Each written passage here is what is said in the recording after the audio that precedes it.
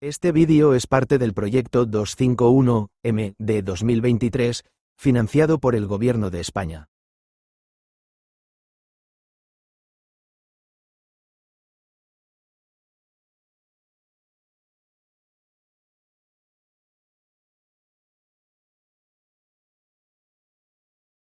Me llamo José Manuel Soria Castaño, nací en 1964 aquí en Jerez y bueno, mi contexto en cuanto a estudio, yo estudié electrónica, aunque nunca he ejercido de electrónico y no tengo ni idea de electrónica ni me gusta la electrónica, pero toda mi vida profesional ha girado en torno a temas ambientales, sobre todo desde el punto de vista naturalístico, ¿no? Relacionado con la flora y la fauna. He trabajado pues la mayor parte de mi vida en el zoológico de Jerez, también he trabajado un tiempo en la Junta de Andalucía, poco tiempo en las reservas naturales de los humedales. También he trabajado haciendo documentales de naturaleza para varias compañías y ya digo, toda mi vida laboral ha girado en torno a los temas ambientales. Ya con cierta edad, no recuerdo exactamente los años, 30 y tantos o por ahí, estudié técnicos superiores en gestión de recursos naturales. Pero eso ya llevaba años trabajando en esos temas. Y un poco esa es mi historia en cuanto a nacimiento, edad y demás. Después, en cuanto a los movimientos sociales, pues gran parte de mi vida está vinculada tanto al movimiento ecologista como después a una vertiente que me gusta mucho, que es la parte científica, y esta vertiente un poco pues la he trabajado a través de la Sociedad Gaditana de Historia Natural, que fue una institución que fundamos hace 28 años y que pues tiene una vida ligada a la ciencia ciudadana bastante importante a nivel provincial. Yo me pasó un poco lo que a San Pablo, ¿no? Me dedicaba a perseguir a los buenos y al final me convencí, ¿no? Yo entré en esto porque cuando yo era un chaval, lo normal, la relación con la naturaleza, en la inmensa mayoría de los jóvenes, era a través de la caza, ¿no? Yo cazaba, como cazaban todos los chavales de aquella época, y lo que hacíamos era ir al campo y cazar por todos los medios que tú te puedas imaginar. Lo único que ocurre es que a mí desde pequeño, pues mientras que los niños coleccionaban estampas de fútbol, pues yo coleccionaba pues estampas de animales, los álbumes aquellos que había de fauna y flora y tal, y después las colecciones de Félix Rodríguez de la Fuente, pues yo estaba deseando que llegara, no me acuerdo el día, los jueves y tal, me compraba mi fascículo porque era una cosa que me encantaba. Y la única diferencia con el resto de los chavales es que mientras unos mataban el pájaro y se lo comían o lo disecaban, pues yo mataba el pájaro y antes de comérmelo o disecarlo, pues lo buscaba en un libro a ver qué era aquello que estaba viendo.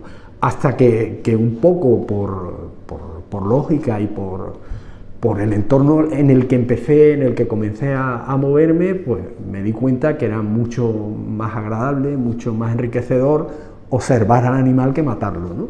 Y empecé a amar la observación de los animales. Empecé en la laguna de Medina y tal, viendo patos con catalejos y tal, hasta que te das cuenta que aquello que tanto amas, antes como lugar donde practicar la caza, y después como lugar donde observar a los animales, pues estás en franco peligro de desaparecer y decides que tienes algo que hacer.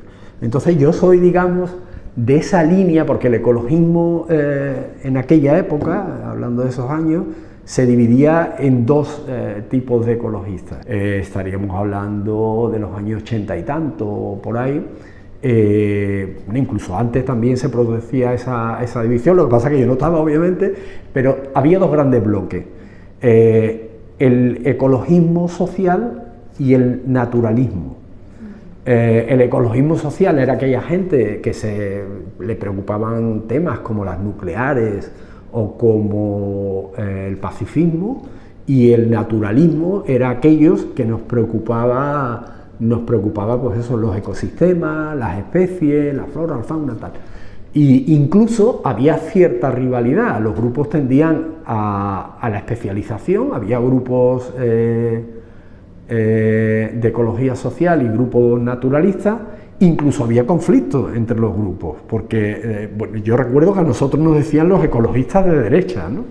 Porque a mí es que las nucleares era algo que me quedaba muy lejos y que no tenía ni puñetera idea de lo que era. A mí lo que me preocupaba es que en la laguna de Medina pues yo veía como aquello iba desapareciendo, había vertido, los animales morían en masa y tal, había especies que ya no veías y a eso nos llamaban ecologistas de derecha. Hasta que hubo un punto, yo ahora mismo de memoria no sabría decirte, tendría que buscar alguna de la documentación que tenemos por ahí, hubo un punto en el que nos dimos cuenta que al final todos defendíamos lo mismo y que nos complementábamos.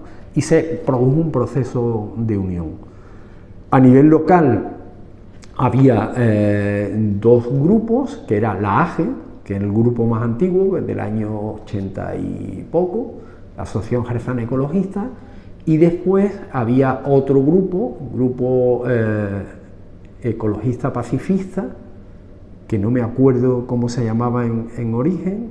Primero se llamó, no me acuerdo el primer nombre que tuvo, pero después, lástima que no esté Pepe aquí, que él estuvo ahí desde el principio, y después se llamó, formó parte de la Federación Ecologista Pacifista Gaditana y se llamó en Jerez Albariza.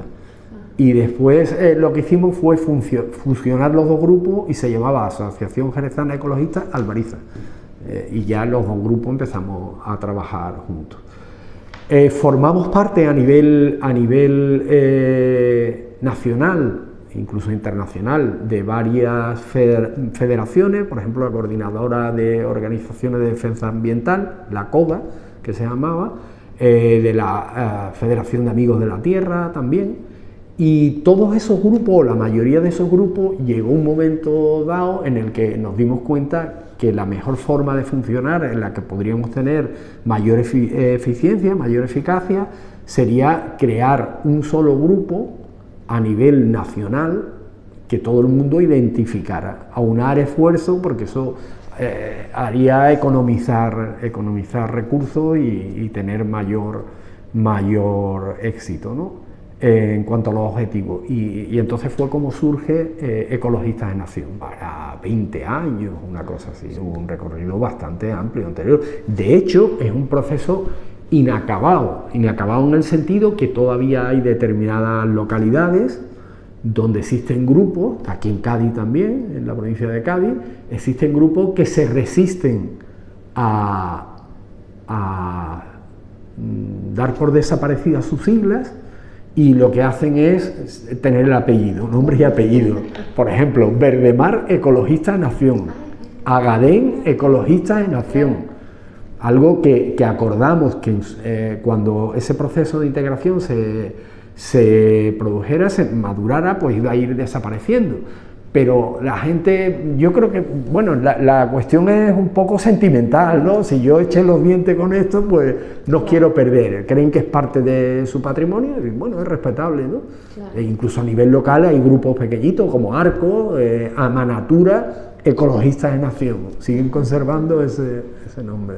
Viene del contexto familiar porque, bueno, mi abuelo le gustaba mucho el campo y tal, pero yo creo que era un contexto más que familiar, porque mi padre y mi madre, por ejemplo, no. Yo lo achaco más que a la familia, a la sociedad. ¿Por qué? Porque yo recuerdo que cuando yo era un niño en educación básica, salíamos del colegio y nos íbamos a cazar pajaritos, o sea, con los tirachinas a cazar pajaritos, después hacíamos una hoguera y nos lo comíamos. Y te estoy hablando que yo tendría, yo qué sé, 10 años, 11 años, ese era el contexto.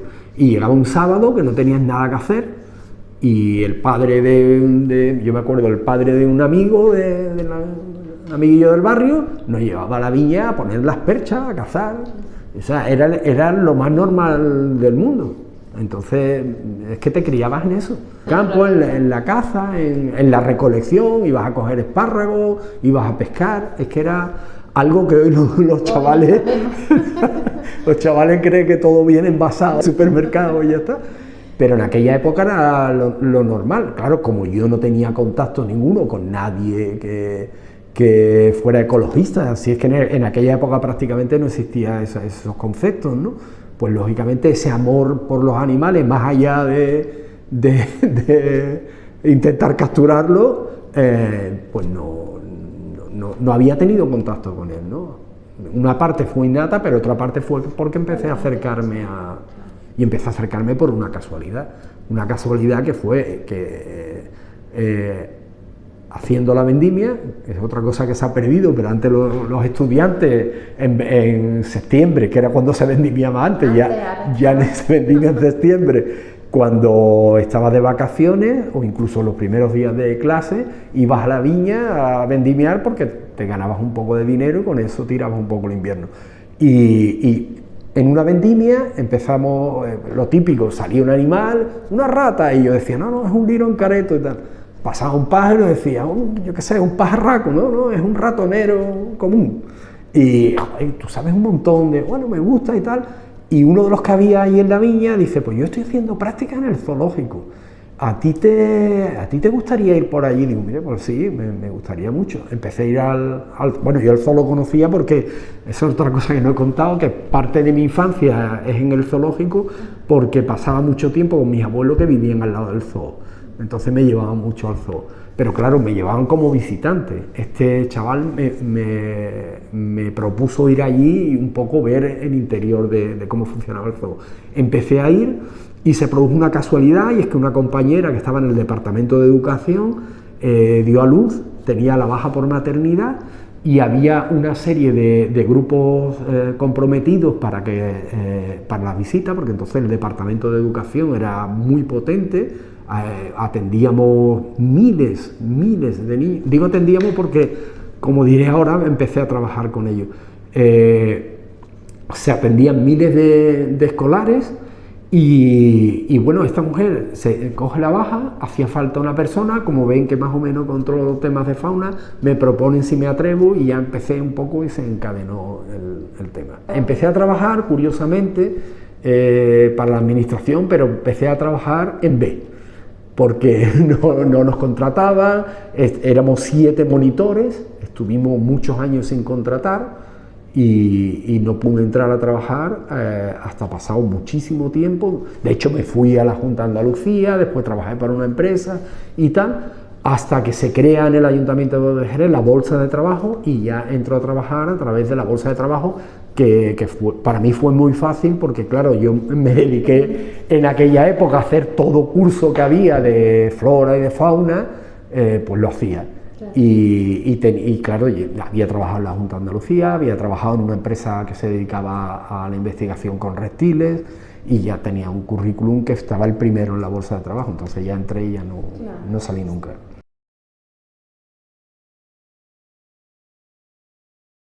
Me meto ahí en ese momento, en el momento que llego al zoo. ¿Por qué?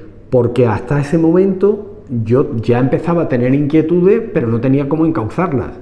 Entonces tampoco había los medios que hay hoy de internet y tal, tampoco un chaval con 19, 18, 17 años leía la prensa, no, pues al menos en determinados entornos sociales. Después yo me crié en un barrio muy humilde, donde nadie iba a la universidad, o sea, yo no conocía a nadie, yo es que no sabía ni que existía la universidad, vamos, sabía porque veía Gris en las películas y tal, pero me parecía algo de los americanos, no sabía ni que había universidades.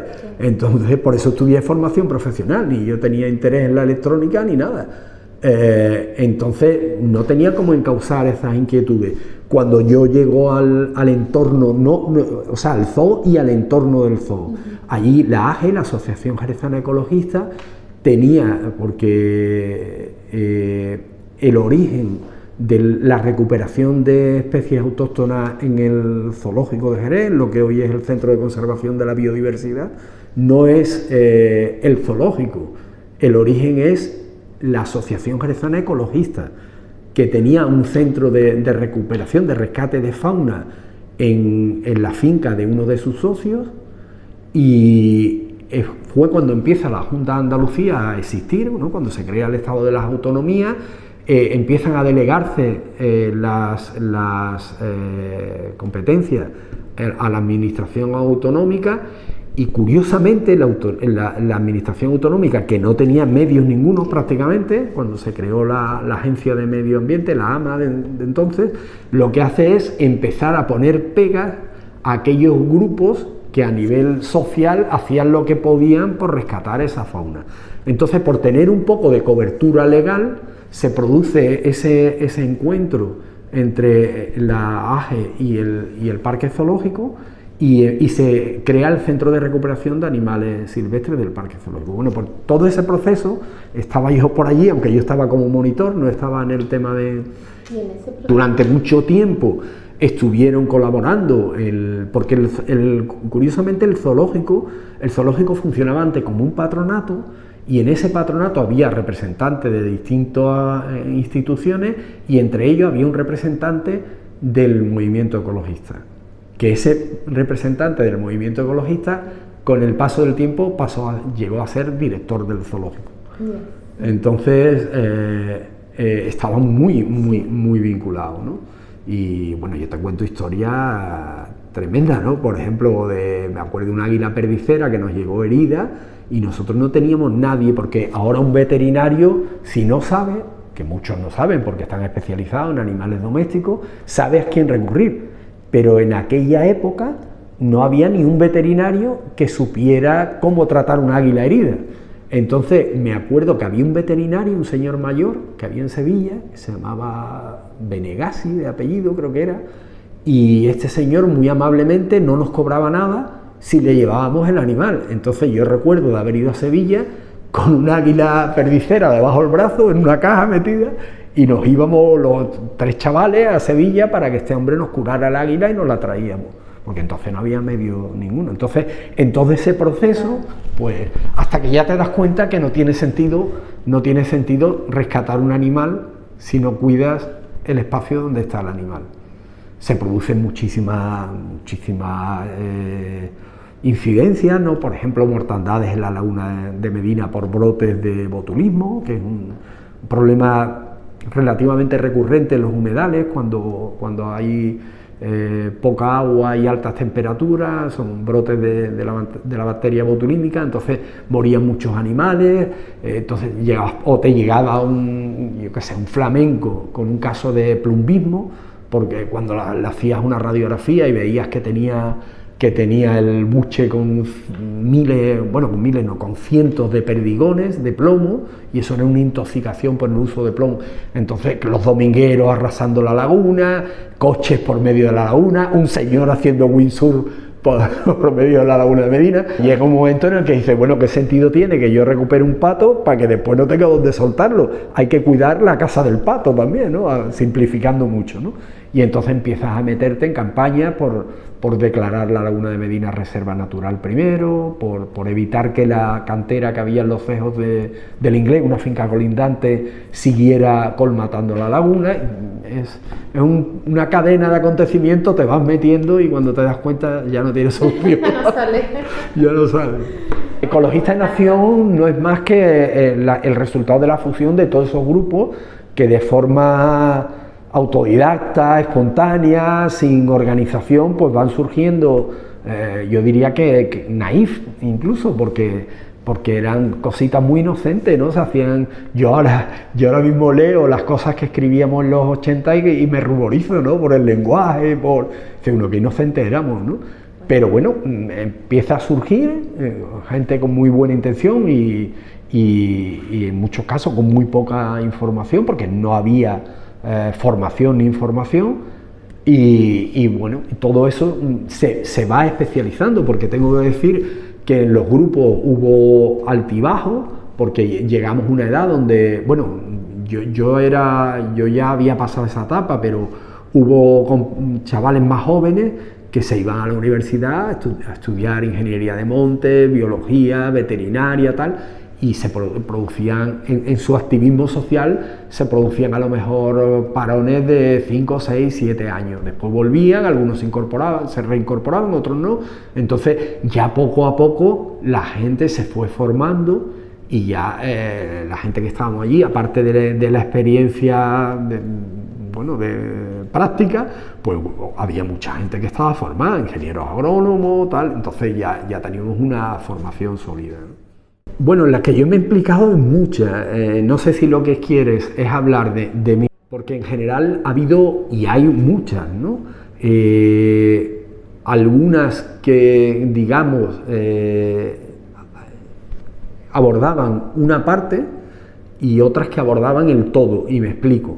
Por ejemplo, yo me acuerdo aquí en Jerez, una de las cuestiones que decidimos atajar fue con el boom sobre todo de las pilas botón, que era algo desconocido para todo el mundo porque no existían, y empiezan a aparecer las pilas botón. Nos damos cuenta, por la información que nos llega, que una pila botón, quiero recordar que contaminaba en torno a 600.000 litros de agua, con metales, con cadmio, con plomo, con determinados metales pesados, que era un disparate. Las pilas alcalinas, creo recordar que eran en torno a 125.000 litros de agua cada pila. Entonces veíamos que cada vez se generaban más residuos, pero que no había un sistema de tratamiento de esos residuos. Nos dirigimos a la administración que tenía competencia, que era el ayuntamiento a nivel local, que era donde podíamos llegar porque éramos grupos locales, y el ayuntamiento nos dice que no puede hacer nada. Nosotros le decimos que cómo no va a poder hacer nada, que son los responsables de gestionar. Entonces tuvimos alguna reunión con una persona que ahora es famoso hace muchísimos años, Manuel Ángel González Fustegueras, arquitecto, y entonces era concejal, y le dijimos, bueno, ¿por qué no establecemos una red de recogida de pilas? Este hombre decía, que yo lo entiendo, decía que los ciudadanos no iban a colaborar en eso. Nosotros decíamos que sí, y como nos decían que no y no estaban dispuestos a hacerlo, pues dijimos, pues lo vamos a hacer nosotros. Entonces, de una forma totalmente rudimentaria, conseguimos una persona cercana al grupo que tenía o tuvo una fábrica de conserva y que tenía unos botes de cristal así enormes que ya no usaba, y nos los cedió amablemente. Uno de los compañeros diseñó una etiqueta donde se veía, me acuerdo del logo perfectamente, era una mano que tiraba una pila, esa pila iba un pez, el pez se la comía y al final la boca del que había tirado la pila se comía el pez. Una cosa circular, ¿no? Entonces decidimos irnos a los lugares donde había pilas, que hoy en día son todos, pero en aquella época eran exclusivamente relojerías, y en Jerez, que yo recuerde, había un bazar que estaba en Villamarta, no sé si se me olvidará alguno, pero era Taiwán, creo que se llamaba, una cosa así. Bueno, pues nos fuimos allá, nos dividimos la ciudad, y vamos con los botes debajo del brazo a todas las relojerías, que entonces eran muchísimos, hoy prácticamente ya no existen. Y nos fuimos a todas las relojerías, y para nuestra sorpresa, no es que la gente no estuviera dispuesta a colaborar, es que cuando llegamos, los mismos relojeros nos cogieron, vamos, con los brazos abiertos, hombre, por fin alguien y tal. Y los relojeros, conscientes del peligro que era aquello, muchos se habían dedicado a guardar las pilas, porque no sabían qué hacer con ellas, pero era gente que no quería tirarlas. Entonces tenían bolsas, con que empezamos a llevar tarros y a llenar tarros de pilas. Cuando tuvimos más o menos creo que una tonelada recogida, que a pilita, pues nos fuimos a Fusteguera, está en la prensa, en la hemeroteca, por ahí tengo los recortes, donde se ve en una foto un grupo de nosotros en la puerta de urbanismo, entregándole a Fusteguera el montón de pilas que habíamos recogido. Y a partir de entonces el ayuntamiento se comprometió a seguir recogiendo a través de Agua de Jerez, y ya estuvo recogiendo. Lo mismo te puedo contar del papel, el reciclaje del papel, que hasta, no sabría decirte, los años 90 por ahí, fue una actividad económica, había mucha gente que vendía papel, yo de chaval lo vendía también, el cartón, incluso en una tienda que trabajé aquí enfrente, una frutería, me acuerdo que guardábamos el cartón, y los sábados íbamos a la calle Ávila, que había una trapería, chatarrería, y allí vendíamos el cartón. Bueno, después de eso hubo una especie de parón que ya nadie quería el cartón y nosotros decíamos que era un recurso que había. Hicimos lo mismo, en colaboración, esta vez sí en colaboración con el ayuntamiento, se hizo una campaña en la zona oeste, la parte de las torres y demás, pusimos unos contenedores repintados, de contenedores de basura, pero pintados de azul, y la gente empezó a echar papel allí en cantidades apreciables y fue un poco el nacimiento de lo que es la recogida selectiva de basura. El tema de los residuos es un tema recurrente en el movimiento ecologista y ya enlazando con lo que es la provincia, una de las grandes campañas fue la lucha contra las incineradoras de Miramundo, que eso fue un proyecto que desde la Junta de Andalucía de la época se intentó implantar cerca de Medina, donde se quisieron construir, creo que eran 3 hornos o 3 incineradoras, era un complejo de incineradoras, no recuerdo exactamente el número de crematorios que había, pero era un complejo. Un proyecto que tenía creo que un presupuesto de 11.000 millones de pesetas y donde nos querían vender la moto de que tú metías todos los residuos que fueran mezclados y que por las chimeneas lo que salía era oxígeno puro. Bueno, algo que nosotros ya teníamos gente, teníamos doctores en química, teníamos gente de, bueno, pero ¿esto qué es? ¿De qué nos están hablando esta gente? Bueno, ahí la administración y las empresas que estaban ahí detrás hicieron un verdadero... no sé cómo decirte, bueno, algo que después práctica habitual, lo que pasa es que en aquella época nos sorprendía, que fue contratar mercenarios, no mercenarios de los que van a África a pegar tiros, sino mercenarios, me refiero a gente que tenía un nombre, algunos muy conocidos, no lo voy a decir para que no me demande, pero ahí está la hemeroteca, y contrataban gente de renombre, para que vinieran aquí a contarnos la trola de que cogiéramos toda la basura, la metiéramos, salía por las chimeneas y que era maravilloso lo que salía por allí. Entonces nosotros dijimos que de ninguna manera eso se iba a hacer, organizamos todo lo que fue la oposición y tumbamos un proyecto de 11.000 millones de las antiguas pesetas. Ahí conseguimos, la verdad es que fue una lucha tremenda, pero también una satisfacción tremenda. Cuando tú ves...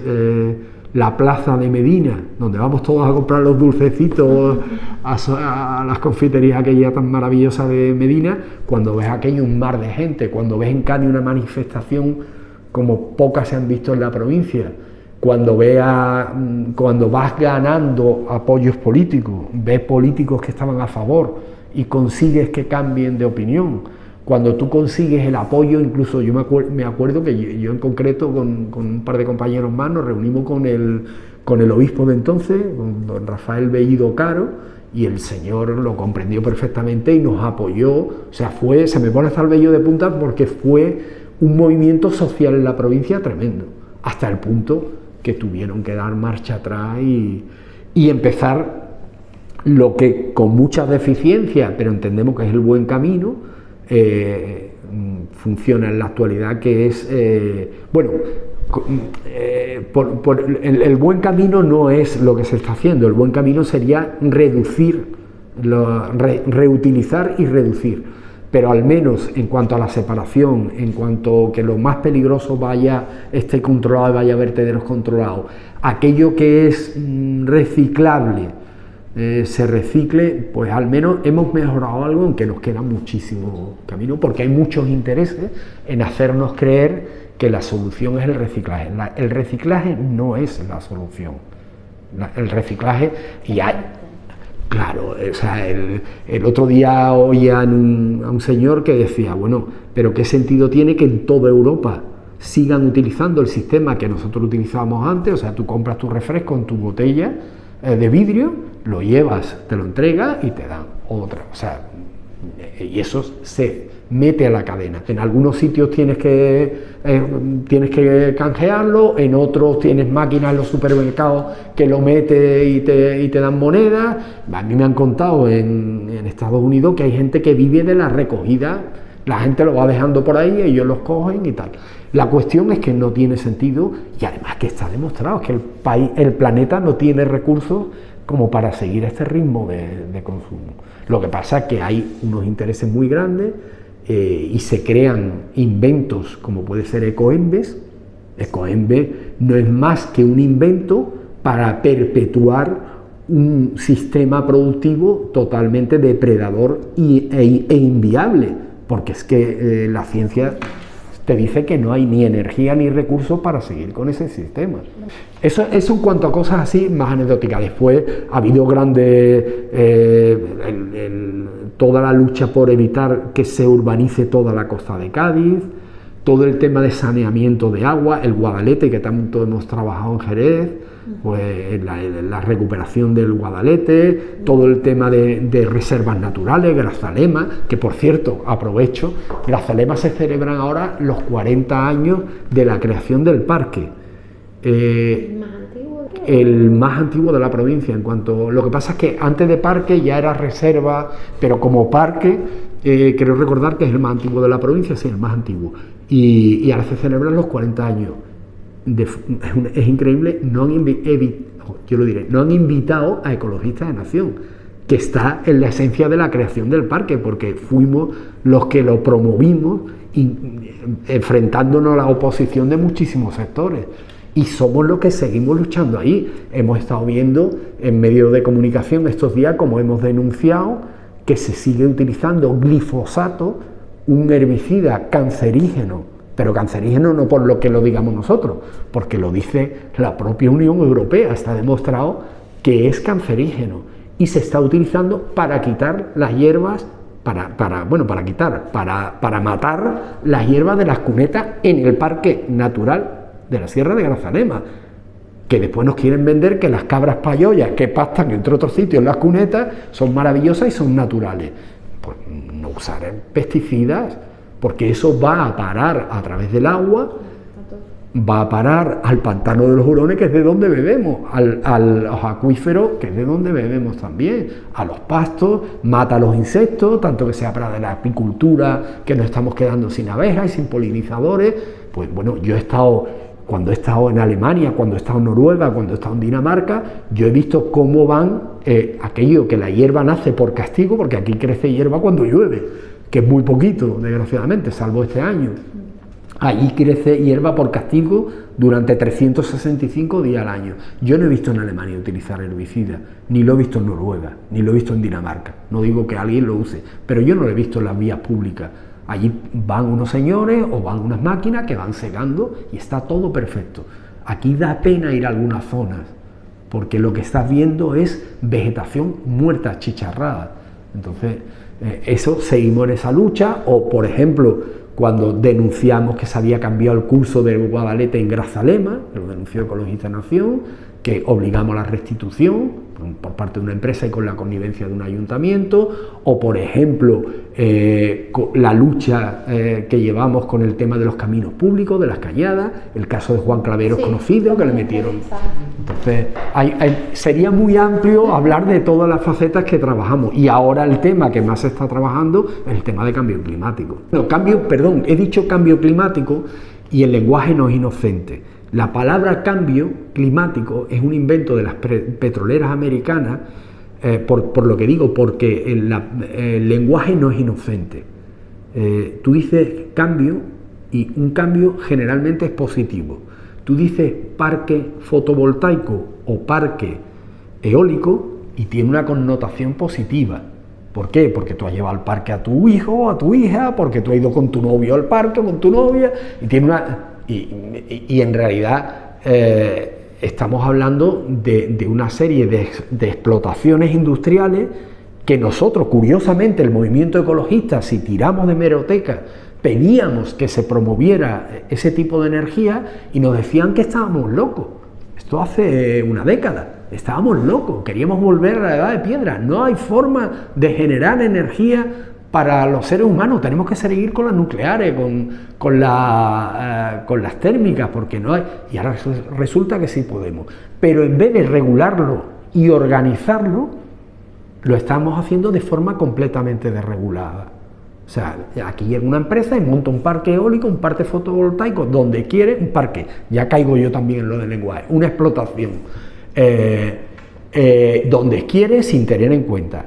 Si en el espacio tenemos un parque aquí cerca de Jerez, donde crían abutarda, donde hay una laguna maravillosa con una biodiversidad tremenda, y han puesto un parque fotovoltaico, una explotación fotovoltaica rodeándola.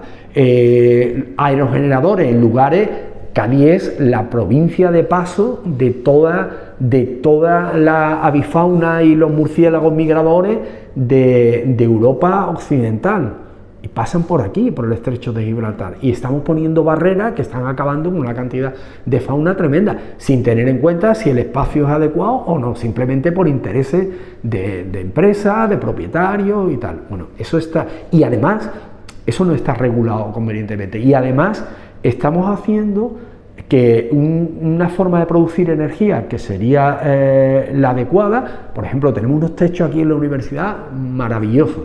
¿Por qué no están llenos de placas fotovoltaicas que generarían energía para la propia universidad, y durante gran parte del año que no se usa la universidad, o los días que no se usa la universidad, verterían a la red, y a lo mejor con la superficie de la universidad te ahorrarías ocupar un espacio en el campo, a distancia de la ciudad, donde estás acabando con la fauna y donde estás haciendo que terrenos fértiles dejen de producir porque están ocupados por esta explotación.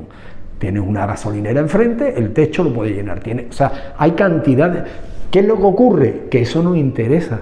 ¿Por qué no interesa? Porque entonces la universidad tiene poder sobre la generación de energía y tiene poder de decisión, y el de la gasolinera tiene poder de decisión. Aquí lo que interesa son grandes espacios de terreno donde una empresa gestiona grandes extensiones y gestiona la generación de energía. Entonces, lo que promovíamos de utilizar la energía renovable como medio para mejorar la sociedad, para mejorar la autonomía del país también, no estábamos equivocados. Lo que está mal hecho es lo que están haciendo las administraciones, que es no regular convenientemente la producción. Y estamos asistiendo a un hecho tremendo, y es que las administraciones, y cuando hablo de administraciones me refiero sobre todo a Unión Europea y a la nacional, están decidiendo un poco lo que decidieron en aquella época. Estos se van a dedicar a ser camareros y ser conserjes de hotel, porque van a dedicarse al turismo. Esta gente le vamos a quitar las vacas porque las vacas las tiene que producir Holanda. Pues eso está pasando con la energía. Si tú coges los datos, y está saliendo en prensa, de la energía que va a producir Cádiz tiene energía, va a producir energía para 20 Cádiz.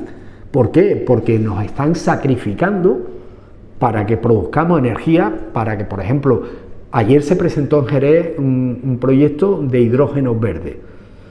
El hidrógeno verde, sabéis que se produce con energía renovable.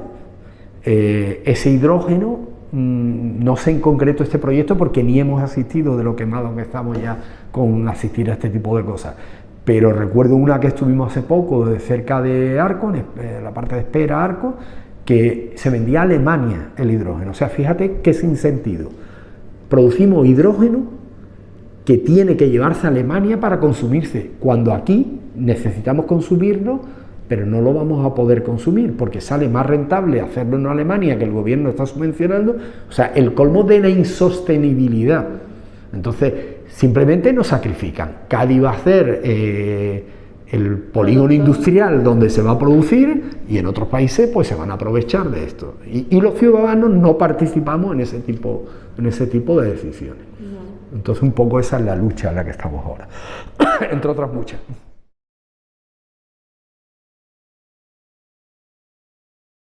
Yo como persona muy poco, como parte de un colectivo mucho, como persona muy poquito, pero como parte de un colectivo muchísimo.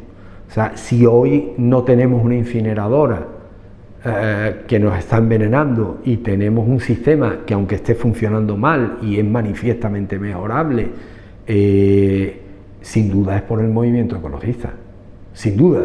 Yo he entrado hoy a la entrevista y he visto que tenéis ahí apartado el vidrio por un lado, por otro lado el cartón, por otro lado el plástico. Te aseguro que la UCA de los años 80 no hacía eso. Y eso es gracias, no solamente porque se articulen los medios para el reciclaje, sino también porque hay una presión social dentro de las instituciones por hacerlo. Entonces, ese cambio en la mentalidad, indudablemente, es Ecologista en Acción, sin duda. Bueno, los grupos, como nos llamáramos entonces. Pero es que hay cosas que ni los ciudadanos sois conscientes. Claro. Por ejemplo, si yo te digo Vía Verde de la Sierra, ¿tú qué me dices? Lo del verano. Eso es, y si lo conoces y lo has usado, un sitio maravilloso, un tal. Y ahora yo te pregunto, ¿y eso de quién es el promotor? ¿Quién es la idea? ¿Quién es la idea? Y me dirás la Fundación de los Ferrocarriles, sí. Me dirás la Diputación de Cádiz. No, eso es un proyecto que crea la Federación Ecologista Pacifista, que hoy es Ecologista Nación, que se le plantea a Diputación lo apoya, le parece muy buena idea y lo apoya, las primeras acciones las hace Ecologista Nación. El compañero que iba a venir hoy, que no ha podido venir, es uno de los que promovió aquel tema. Yo recuerdo, yo hice la primera ruta para un poco dar a conocer aquello e investigar cómo se podía hacer. Y eso lo hizo la Federación Ecologista Pacifista. Después, curiosamente, es algo que se repite, que no nos importa, porque ninguno de los que estamos aquí estamos para ganar nada. Si quisiéramos ganar algo, no estaríamos en el movimiento ecologista, porque esto te trae muchas satisfacciones, pero muchas quebraderos de cabeza y pérdidas a nivel laboral, económico y tal. Después llega un momento en el que ya funciona la Vía Verde, aquello tiene un éxito tremendo y tal, y se decide crear el patronato, donde están todos los ayuntamientos, la Diputación y tal. Bueno, cuando se va a crear ese patronato, lógicamente la Federación Ecologista, que es el padre de la idea, debería estar allí. Bueno, pues entonces una persona que tampoco voy a mencionar, porque está vivo y al que saludo habitualmente, pone como condición, creo que era pagar un canon anual, es que no quiero decir una cantidad, eran 1 millón de pesetas, 6.000 euros, que no me acuerdo si era cuál era el canon, si era 1 millón de pesetas o eran 600.000 pesetas, ya la cifra no lo recuerdo bien, lógicamente. Inasumible. No podemos. Bueno, pues como eso, te puedo contar muchísimos casos en los que la idea parte del movimiento ecologista, el trabajo lo hace el movimiento ecologista, sin embargo después, hoy, algunos, incluso de los que estuvieron en contra de esa idea, se apuntan las medallas de... Hay que decir que, porque muchas veces tendemos a demonizar, ¿no? Administración mala, cazador malo, yo qué sé, o tal colectivo bueno. No, los blancos nos hemos encontrado a lo largo de los años políticos y empleados de la administración que han sido grandes gestores y gente que ha respaldado cuando le planteabas algo con lógica, como esto que hemos hablado, ¿no? de la iniciativa de la Vía Verde, y lo ha respaldado, y en otros casos no. Pero es cierto que, desgraciadamente, pues bueno, también la clase política vive de lo que vive y tienen que vender, pero bueno, también tenemos ejemplos de políticos que, oye, que reconocen la labor de los colectivos, ¿no? Bueno, yo creo que más que de las tendencias, depende de las personas, de la honradez de las personas, aunque también es cierto que en un primer momento, bueno, hay como, yo diría casi que como 4 fases. Un primer momento de la transición, donde hay una efervescencia, que todo lo que sean cambios está bien. Otro momento en el que ya se estabiliza un poco la cosa y empieza como a estar mal visto, ¿no? Que tú protestas demasiado, tú siempre tienes conflicto, ¿no? Porque siempre creas conflicto. Después otro momento reciente en el que creo que tenemos el respeto de la sociedad, porque generalmente, yo te hablo de lo que conozco, que sobre todo es la provincia de Cádiz, hay opiniones fundadas detrás, entonces te ganas el respeto de la sociedad y un momento incipiente que veo ahora llegar, que es que todo se cuestiona, ¿no? Empieza a cuestionar los derechos de las mujeres. Es que nos pasamos en la petición de los derechos de las mujeres, porque hemos pasado de que están marginadas a que tienen más derechos que los hombres. Cuestionamos el tema del maltrato. Es que todo no es maltrato. Claro. Cuestionamos la ecología, el movimiento woke. ¿Qué puñetas es el movimiento woke? O sea, yo te digo una cosa, te digo... o sea, a mí no me gustan las cosas claritas. Te digo que estos herbicidas son cancerígenos y es tan fácil como irte a la no a la normativa. No, es que se puede utilizar, claro, se puede utilizar porque hay unos lobbies que obligan a que se sigan utilizando, pero vete a la bibliografía científica. ¿Es cancerígeno o no? Es cancerígeno, ¿no? ¿Hay alternativas? Sí. Entonces, ¿por qué lo seguimos usando? Entonces, eso claro, cuando tú das argumentos científicos, cuando tienes en tus equipos a los mejores, pues resulta que la sociedad reconoce lo que haces. Hasta ahora que se está empezando, a través de la fake news, esta como se llamen, a enturbiarlo todo, a arrojar mentiras, pero yo lo que le diría a los ciudadanos es que cuando tengan dudas, pero tiren de la ciencia, lean, saquen sus propias conclusiones. Y se creen su opinión. Pero yo creo que ha habido esos movimientos pendulares, que por otro lado, a lo largo de la historia, claro.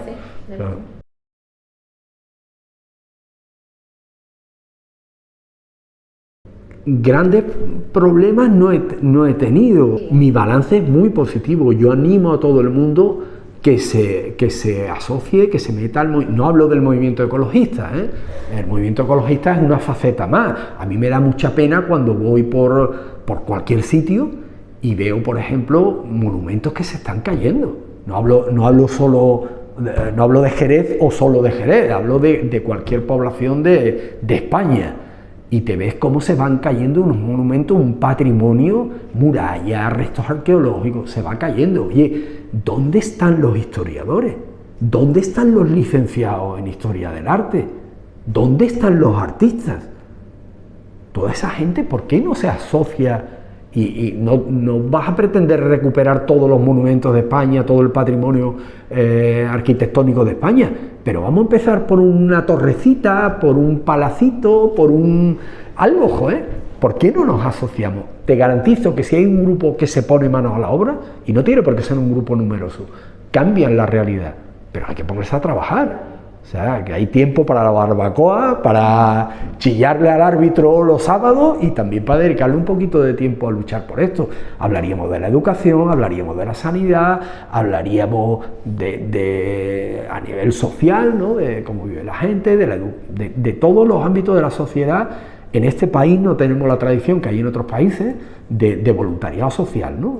Yo creo que a mí, la reflexión que hago es que a mí la vida me ha tratado muy bien, la sociedad me ha tratado muy bien, yo tengo que devolver un poco a la sociedad de lo que la sociedad me ha dado a mí, ¿no? Entonces yo no he tenido grandes problemas, bueno, probablemente a nivel laboral hubiera llegado mucho más si no me llego a enfrentar a aquellos mismos con los que tenía que trabajar, ¿no? Pero bueno, tampoco que hubiera supuesto eso, ganar un poco más, tampoco pasa nada. Bueno, mi familia, verás, esto es un tema complicado. Mi familia, yo diría que con respeto, porque si no hubieran respetado que yo le dediqué tantas horas a esta, me hubieran puesto las maletas en la puerta hace muchos años, pero también con un poco de pesadumbre, o sea, pesadumbre no, quizá no sea la palabra, de cansancio, ¿no? Sí. ¿Por qué? Porque a veces no se comprende que parezca que tú solo quieres cambiar el mundo, ¿no? Y es que es muy difícil, o sea, cuando tienes la conciencia y tienes los hábitos no es nada difícil. Pero cuando tú quieres que los de tu alrededor lo hagan también, pues te pones pesadito, ¿eh? Y yo me pongo pesadito. Lo que pasa es que son cosas que yo lo tengo tan asumida que no entiendo. Por ejemplo, en lo cotidiano.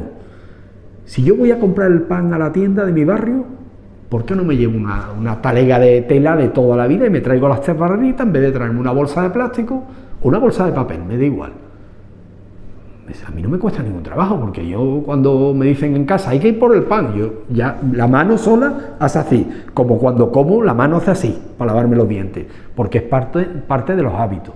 Claro, cuando tienes una hija, un hijo pequeño y le dices, oye, ve por el pan, llévate la bolsa, uy, ahora voy a ir hasta la cocina para coger, entonces te pones como pesadito, o el grifo, no abras tanto el grifo, no dejes la luz encendida, pues te pones pesado, ¿no? Y lo comprenden, tal, pero es una lata vivir con una persona que mide tanto las cosas. Pero bueno, con respeto, porque si no, no hubiera podido hacerlo.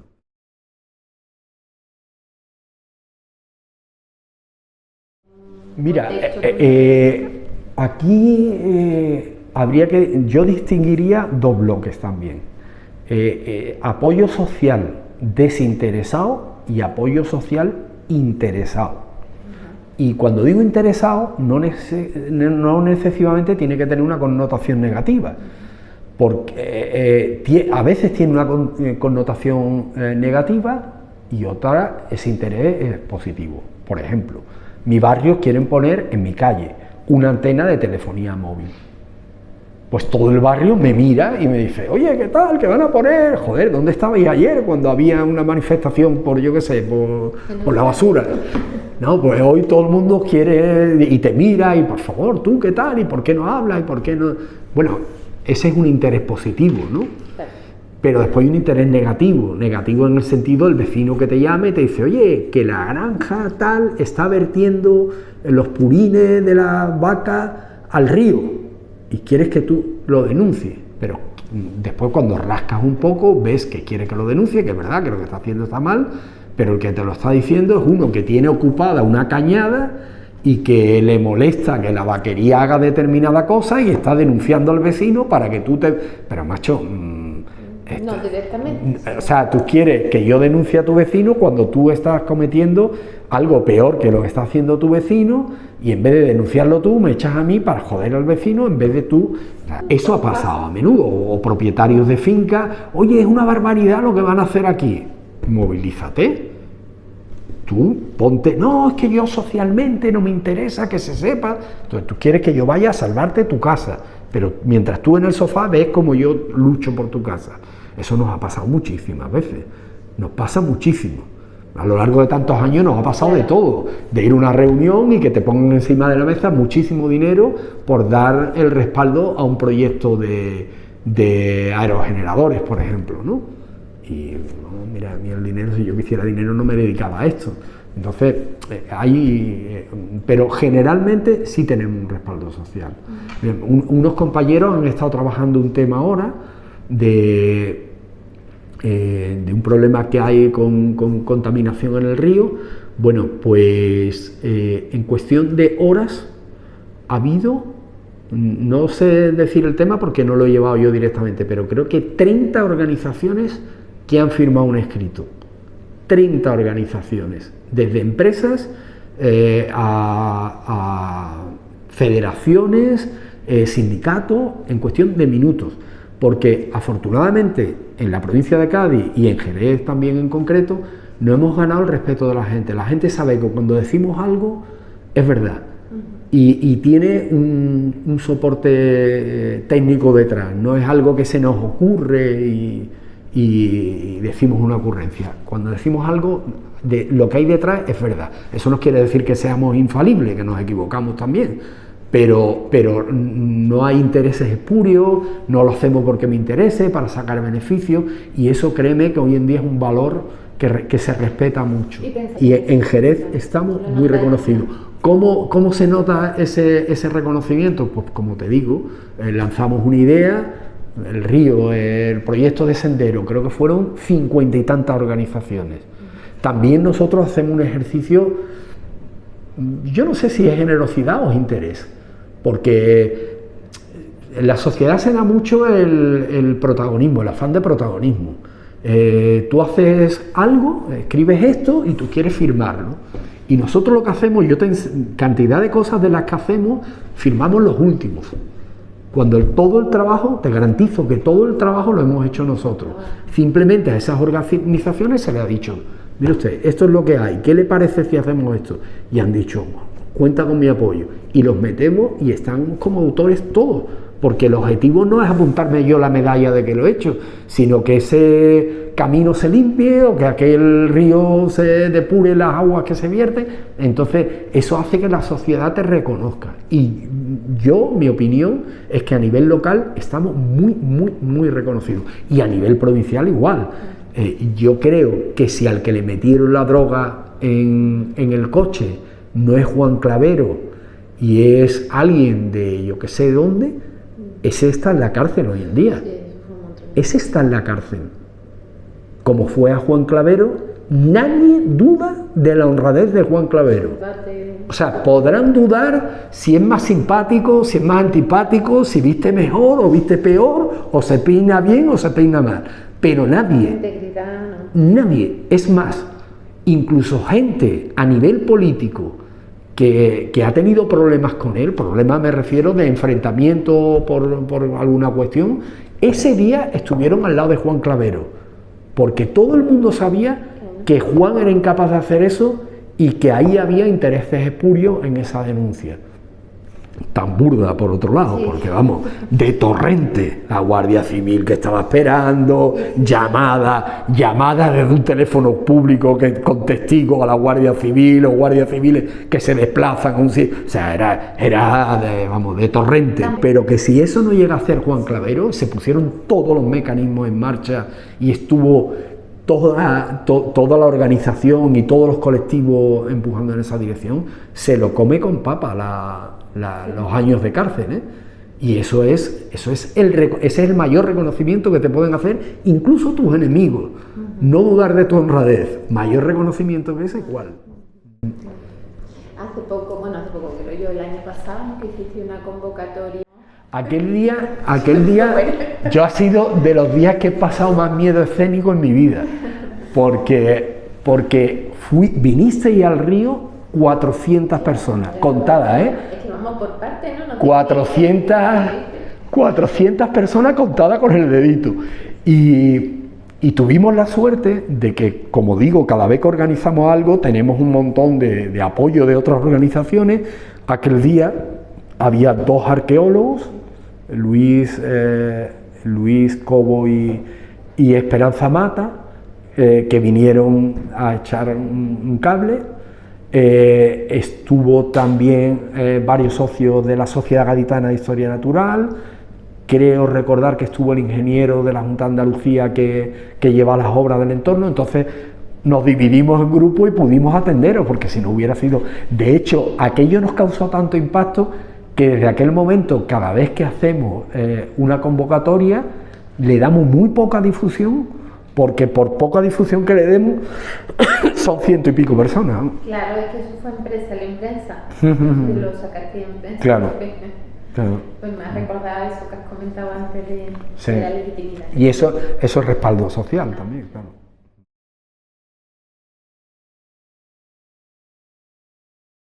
Bueno, las oposiciones, yo diría lo que dicen en las películas policíacas, ¿no? Cuando hay un asesinato, hay que preguntar a quién beneficia que este hombre haya muerto, ¿no? Pues con la lucha del movimiento ecologista hay que preguntar no a quién beneficia que haya muerto, sino a quién perjudica que se lleve a cabo esto. Eso es lo que hay que preguntar siempre, ¿no? Porque la oposición viene de aquellos que se sienten perjudicados, que entiendo que también es lógico, ¿no? Porque lógicamente si yo, no sé qué ejemplo poner, pero si yo estoy sacando mucho dinero por utilizar veneno en vez de contratar a una persona que roce con una máquina, pues a mí no me parece lógico, pero puedo entender que estoy perjudicando sus intereses y él se oponga a... Pero bueno, es que el papel de la sociedad es mirar por el beneficio de la colectividad, no de la individualidad. Entonces la oposición casi siempre vienen de aquellos que se sienten perjudicados, o de aquellos que tienen un cliché, que son hooligans de una determinada ideología y que se oponen por sistema a algo sin siquiera analizar, que eso se da, hay que hacer autocrítica también, eso se da en el movimiento ecologista también, en el sentido de decir, no, yo con los cazadores, bueno, perdona, los cazadores hay cosas que hacen que son una barbaridad y hay cosas que hacen que son estupendas. Entonces vamos a quedarnos con lo bueno, vamos a llegar. Yo es que estoy en contra de las trincheras. Ya.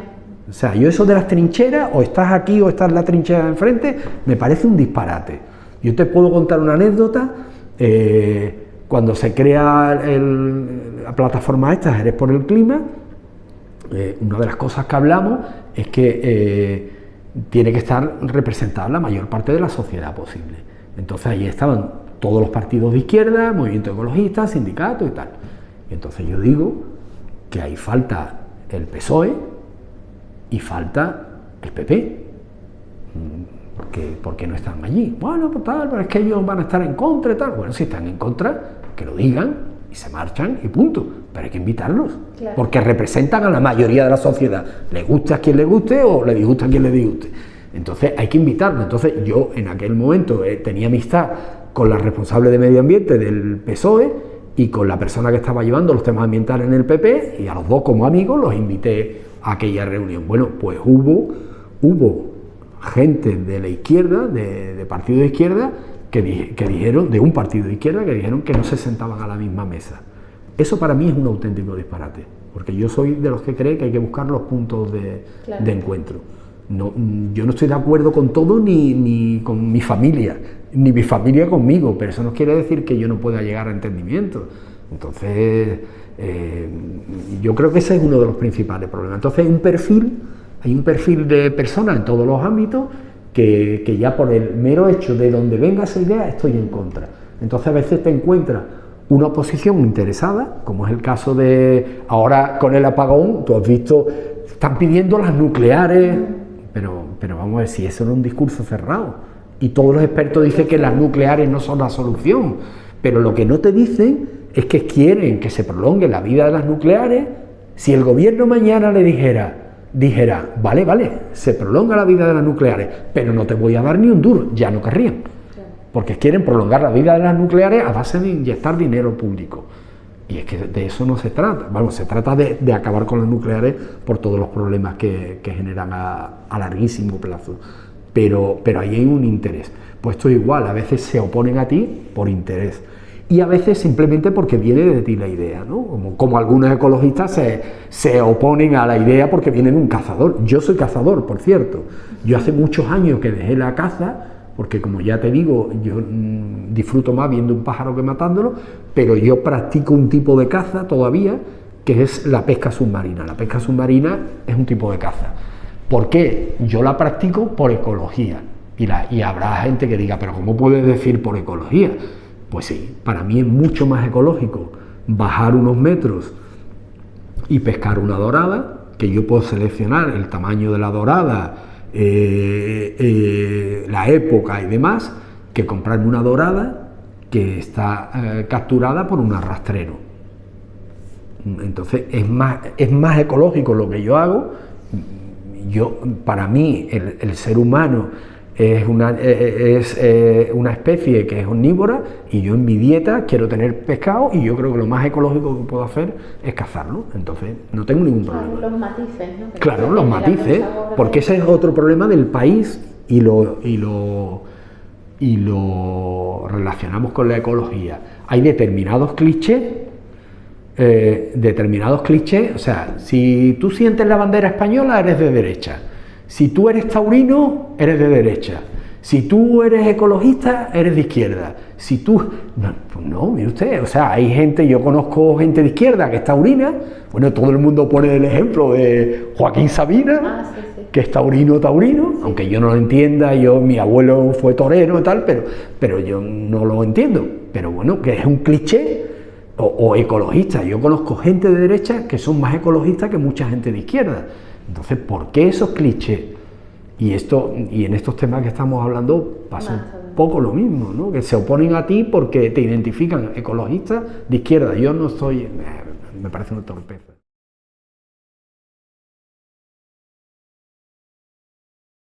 Hay muchísimas, ha salido también la conversación Juan Clavero, pero tenemos, por ejemplo, Lola Illescas, una mujer admirable que ha hecho una labor tremenda y la sigue haciendo en los últimos años, sobre todo en defensa del litoral, es tremenda. Daniel López Marijuán. Daniel López es una institución, sobre todo en temas de residuos. Es la máxima autoridad, yo me atrevería a decir que de las máximas autoridades en España, de temas de residuos. Agustín Cuello en materia de educación ambiental, hay que quitarse... Sí, Agustín está muy vinculado a los ríos, de hecho, si mal no recuerdo, hizo la tesis doctoral en un tema relacionado con los ríos y la información referente a los ríos. O sea, una persona, bueno, con un recorrido tremendo, y bueno, la lista es larguísima. José Manuel Franco, de Sanlúcar, hay muchísima gente que lleva muchos años peleando y que bueno, yo creo que Cádiz no sería la provincia que es sin esta gente, ¿no? Porque ahora se vende mucho la naturaleza de Cádiz, los espacios naturales de Cádiz, pero insisto, tirad de hemeroteca y veréis cómo el movimiento ecologista fue quien promovió todo eso con la oposición de administraciones, de empresarios, de terratenientes, de todo lo que hoy se vende en las ferias, eso gran parte gracias al movimiento ecologista. En cuanto a mujeres, tengo que decirte que es un tema que a mí a veces hasta me da pudor hablar.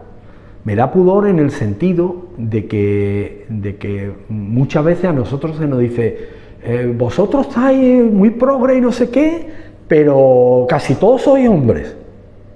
Y yo recuerdo una reunión con una política jerezana, no voy a decir con quién, que un día en una reunión todos los representantes que íbamos eran hombres.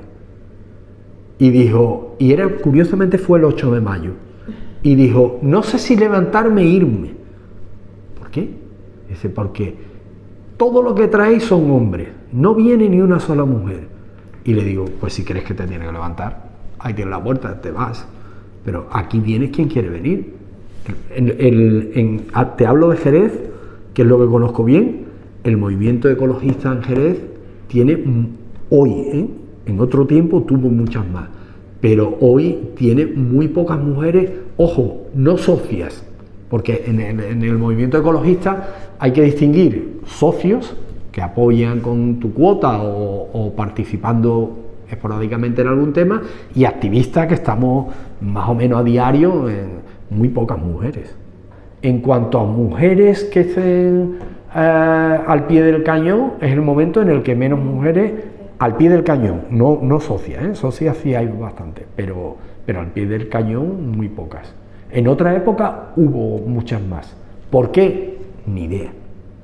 No me preguntes el por qué, porque no lo sabría decir. Lo que sí te garantizo que en nuestro caso no hay ningún elemento discriminatorio, ni...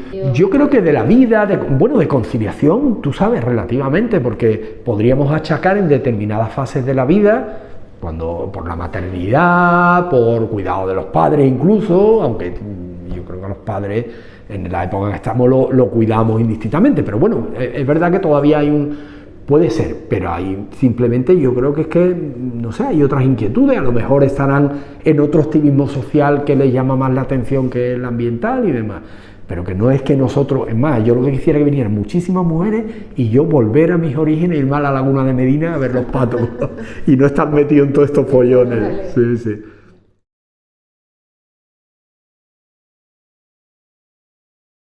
Militar, es que verás, vamos a ver, yo como te he dicho, soy socio fundador también y sigo siendo socio actualmente y participo en alguna actividad de la Sociedad Gaditana de Historia Natural, pero la Sociedad Gaditana, digamos, que busca, tiene objetivos en que en muchos casos son comunes con Ecologistas de Nación, pero por vías muy distintas. Y además, porque si no, además no tendría sentido que yo estuviera militando en dos organizaciones que se dedican a lo mismo. Es que no nos dedicamos a lo mismo, pero nos complementamos. ¿Por qué? Porque el movimiento ecologista tiene una connotación reivindicativa. Nosotros lo que hacemos es reivindicar, luchar por conseguir algo a través de la denuncia, a través de la educación, y sin embargo, organizaciones como la Sociedad Gaditana de Historia Natural tiene objetivos comunes. ¿Quiere la Sociedad Gaditana conservar los humedales? Claro que quiere, pero nosotros lo conseguimos de una forma distinta. Mientras que el movimiento ecologista denuncia, por ejemplo, que está habiendo erosión, que está colmatando la laguna y que está afectando a determinadas especies, el movimiento ecologista no tiene tiempo de averiguar de qué especie se trata, por ejemplo. Entonces tiramos de informes que ha hecho la Sociedad Gaditana de Historia Natural, en el que nos dicen, por ejemplo, que en tal espacio hay una planta endémica que está amenazada, o hay un insecto endémico que está amenazado, o hay un proyecto en el que hay que reintroducir. Entonces, esa es la vertiente científica, no tiene una vertiente reivindicativa, pero que aporta unos valores a la sociedad, no solamente al movimiento ecologista. La administración bebe y se sirve de la Sociedad Gaditana, porque la Sociedad Gaditana tiene muchísimos proyectos de conservación y colabora con la administración, y hay empresas que también se nutren de esa información que da la Sociedad Gaditana. Entonces, entre los objetivos de la Sociedad Gaditana está indirectamente también la conservación de la biodiversidad, pero por finalidades distintas. Podría participar, pues a lo mejor, no sé, dando un donativo, algo que puedo hacer de forma puntual, pero militar socialmente, si te implica, es imposible estar más de una... A mí el tema patrimonial me preocupa muchísimo, porque otra de mis pasiones, que es la historia, la arquitectura, la arqueología, el arte, todo eso me preocupa muchísimo. Entonces, algunas veces cuando se me pide colaboración, puedo participar en algo. Cuando acabemos esta entrevista, si tengo tiempo, me voy al Museo Arqueológico, que hay una conferencia sobre el puente de Cartuja, que se celebra ahora el 5º centenario, y hoy es hablando de la época islámica del espacio aquel. Pues todo lo que sea ese tipo de movimiento, sean reivindicativos, sean educativos, divulgativos, en la medida de mis posibilidades colaboro.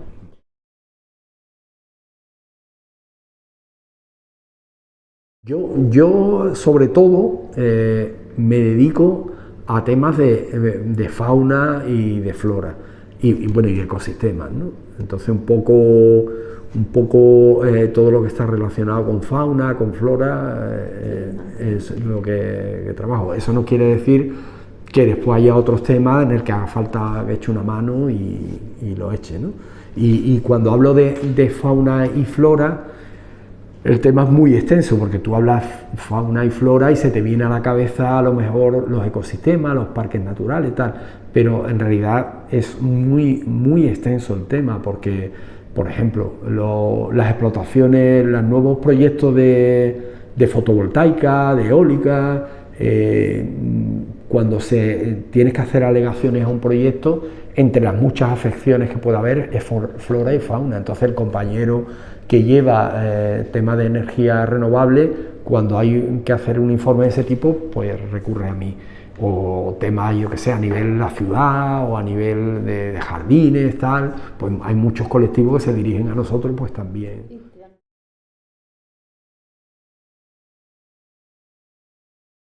Bueno, desgraciadamente, digo desgraciadamente porque a nivel personal es mucho menos gratificante, no en los resultados, pero sí en lo vivencial, porque es más agradable. Me refiero, hemos cambiado en el sentido de que nos hemos ido especializando. Antes un poco todos tocábamos los mismos palos, había una vertiente lúdica, porque por ejemplo yo me acuerdo que hacíamos cursos de flora y fauna, donde tratábamos de divulgar los valores y después salíamos al campo, hacíamos rutas, que íbamos a lo mismo, a aprender o a defender, pero había mucho más, y hoy en día nos hemos especializado de una forma que es mucho menos gratificante, porque al final, y que yo creo que está en el problema de que se incorporen las nuevas generaciones también, porque es muy fácil conseguir un grupo de jóvenes que esté dispuesto a ir a determinado espacio este sábado a coger una azada y abrir un boquete y plantar árboles. Para eso te busco un grupo de jóvenes cuando quieras. En la UCA se hacen muchas cosas. Claro. Sin embargo, si tú lo que necesitas es un joven, no un grupo, un joven que redacte un informe sobre la necesidad de tal y denuncie el incumplimiento de la norma, eso es prácticamente imposible. Y a mí me gusta también más lo de plantar árboles que lo de hacer un informe, pero es que a alguien le toca hacerlo. Entonces en eso sí ha cambiado. Nos hemos ido especializando y hemos ido dejando por incapacidad de tiempo esa vertiente más lúdica, más recreativa, más social.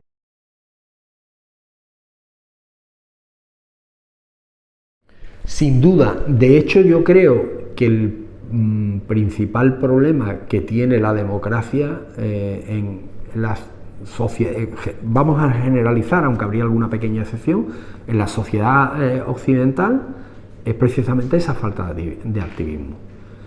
La gente tiene interiorizado que no se puede hacer nada, que da igual lo que tú hagas, que los políticos, porque además esto es otra cosa que yo no comparto, yo seré un bicho raro, pero la culpa siempre es de los políticos.